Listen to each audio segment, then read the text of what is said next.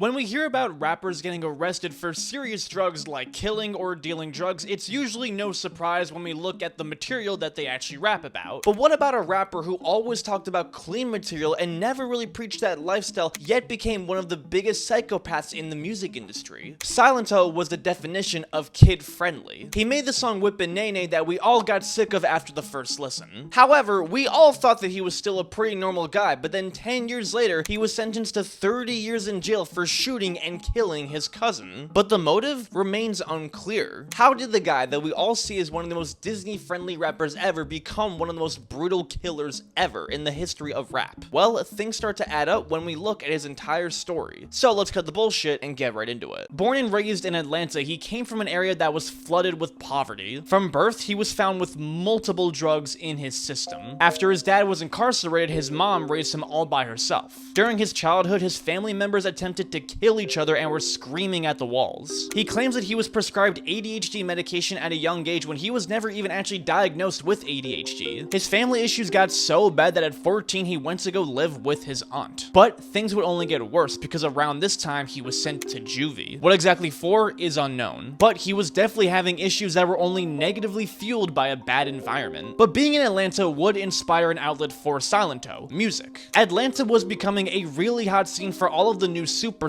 like Young Thug, Migos, Future, Lil Yachty, and more. Silentó wanted to hop on this wave, so he would start to make his own music. He was inspired a lot by musicians like Usher and Chris Brown, who really swooned the ladies with their dance moves and their melodies. He also was inspired by musicians like Soulja Boy that made their songs go viral with dance trends. And that's when he got the brilliant idea for the song that we all know, Watch Me Whip Nae. He dropped the song independently on SoundCloud and would perform it at school events, roller rinks, and other places to try and promote it. But it didn't really blow up organically at first, it needed a boost. Now the network TuneCore would team up with the company Dance On and they would pay a ton of creators to dance to the song. And it worked like a charm. The song would peak at number 3 on the charts and would get 500 million views in just 6 months. To this day, it's the 105th most watched music video on YouTube. The track instantly was everywhere and was the hit summer song. All the kids were dancing to it, all the influencers were making their own videos for it, and all the celebrities were dancing to it on daytime TV. For a couple months, the song was literally inescapable.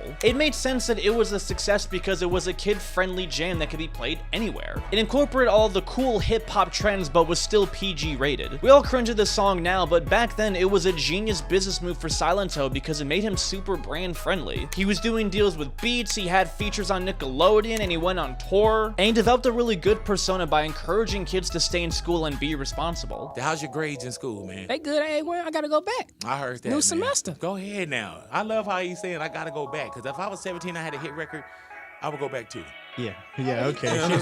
Something in your eye right there. Now I want to go back just to show them, this is what I'm doing. At age 17, he was living the dream. But this wouldn't last long because it also heavily played to his disadvantage. Now, this song was really something you played for kids at a party or something. No one was really bumping it in their car or at the gym or really listening to it on their own. So pretty quickly the song died out and Silentó was deemed as a one-hit wonder. He wasn't really accepted in the world of hip-hop and was seen as a joke. He didn't really work with any big artists and kind of just disappeared. He barely released any new music and basically disappeared for a couple years. When asked why he was gone for so long, he was kind of vague. Okay, it's been 2 years now since your Watch Me single, which was huge, was released. You haven't released any music since then. Why not? I've been focused on my branding, which genres I want to try out, which direction I want to go in. And for the most part,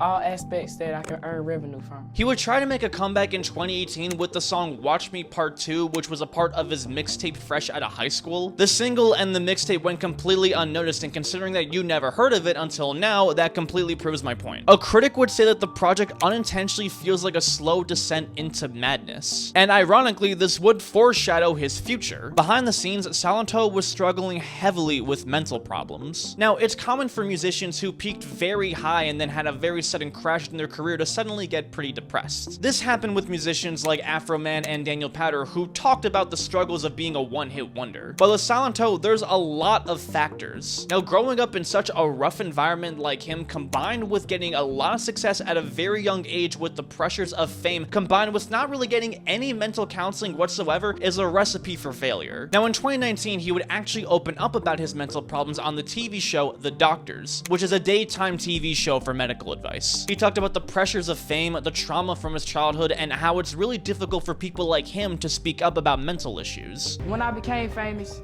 it was great, but after a while, it didn't last long. Depression doesn't leave you when you become famous.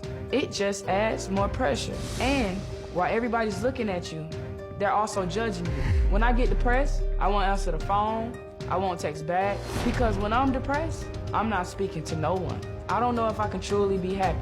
I don't know if these demons will ever go away. With this appearance, he hoped that people would also come forward with their own mental problems. Now, before the TV show appearance, he went under a legit psychological evaluation for 4 to 5 days. This was a really big step forward for him as he was making a very responsible decision. He was finally taking his mental health seriously and he was going to recover. However, after the TV show, he didn't do any of the follow-up sessions that he was supposed to do. On top of that, he didn't do any of the other TV appearances that he was scheduled to do. Not a single one. This signaled that his mental health was getting much worse because this was very out of character for him. So much so that in 2020, when the pandemic hit, Silentó attempted to take his own life. The exact reason why he chose to try and take his own life is unknown, but it was very obvious that he was not addressing his mental problems. And at some point, in some sort of way, Silentó snapped, because he would then go on a streak of crime and psychopathic behavior. Now, on August 28th of 2020, Silentó was arrested for domestic violence. The details of this were pretty hidden, but he was let go the next day on bail. Why they let him go? No idea. Because the very next day, Silentó would enter a house with an axe. He was looking for his girlfriend and clearly was planning to do something very fucked up. However, he wasn't at his girlfriend's house. He was at a completely different house that was owned by a family with children. But that did not stop him. He went on a giant rampage and tried to hit 2 of the people. Thankfully, he didn't hurt anyone because one of the residents was able to disarm him before anything bad actually happened. Soon after, one of Silentó's friends told him that he was at the wrong house and they attempted to flee the scene. But the police caught them and arrested them. Silentó was charged with 2 counts of deadly assault with a weapon, which is really bad, but considering the fact that he was also still on bail from domestic violence literally the day before, this was really bad. But he was now possibly facing up to 6 years in jail on a $105,000 bail. He would pay the bail and was let go, but then failed to appear in court a week later, which you're really not supposed to do. And there was another warrant sent out for his arrest again, but the trouble just kept coming and he just kept getting more reckless. 1 month later, Silentó was arrested again for driving his BMW at 143 miles on an interstate that had a 65-mile-per-hour limit. When he got pulled over, he tried to argue with the cops that he did nothing wrong. He said that he's allowed to speed because I am not a regular person. But I'm trying to figure out why you're doing 143. Because I get followed everywhere I go. And but that gives you no right to be doing 143. If it's like 10 cars following me, I can't do 143 because I'm not a regular person. Silentó was arrested and charged with speeding, reckless driving, driving on roadways laned for traffic, and parking in a prohibited space. Yet somehow he was let go on bail again. And this all happened within 2 fucking months. He seemed to feel invincible because in a way he kind of was invincible. He committed domestic violence, tried to kill someone with an axe, and drove on the highway like as if he was working for NASCAR and basically got away with all of that. But then he committed a crime that he could not get away with. On January 21st, 2021, a bunch of neighbors in Pantherville, Georgia, which is only 7 miles away from Atlanta, heard a ton of gunshots at 3:30 a.m. When they went to go look, they saw Frederick Roots, a man who lived in the area, was shot on the street. He was lying in the ground with 8 gunshot wounds in his body. He was found dead right at the scene at 34 years old. Police were able to obtain security footage where they saw a white BMW fleeing the scene very soon after the gunshots. A witness told officers that the last time they saw Frederick, he was with Silentó, who drove that exact same white BMW, because Frederick was Silentó's cousin. And soon enough, it didn't take Sherlock to solve this one. Silentó was arrested and put into custody. 10 days after his arrest, he would admit to investigators that he shot Frederick.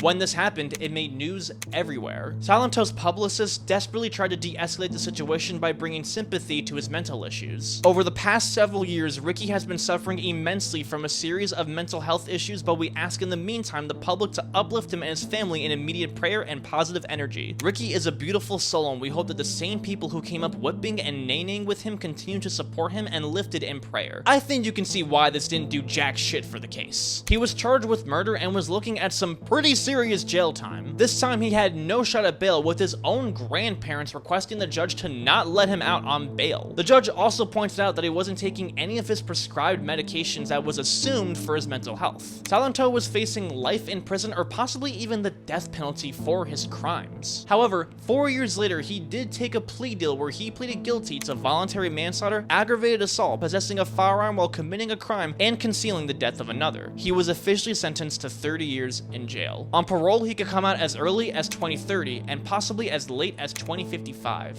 Why exactly Silentó committed this crime or any other crime is really unclear. He admitted to murdering his cousin but gave no motive why, and investigators still never really found the direct reason. It's also unclear why he tried to slice his girlfriend with an axe. But one thing's for sure is that Silentó suffered from some pretty insane mental health issues that he really should have addressed before. With all of the things that he was pressured to do at such a young age, it's no wonder why he went off the rails. But at the same time, it's also his fault for not taking the proper protocol for addressing his mental health when he had so many opportunities to do so. And as a result, other people had to suffer for it. In pleading guilty, Silentó also pleaded to mentally ill, so the prison will be required to treat him mentally for his issues while in prison. Hopefully, he can make a recovery and soon enough learn the consequences of his actions.